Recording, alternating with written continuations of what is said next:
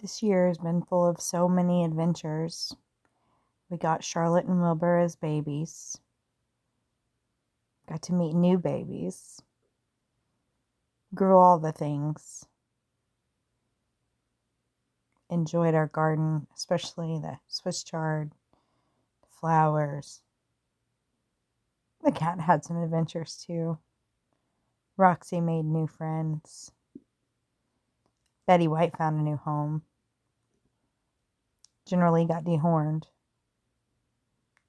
The seed starting station had to be moved. The hay, it comes, it goes. The sunflowers did great. We love our trellis. Comfrey, please let it come back. Did I mention sunflowers? Zinnias.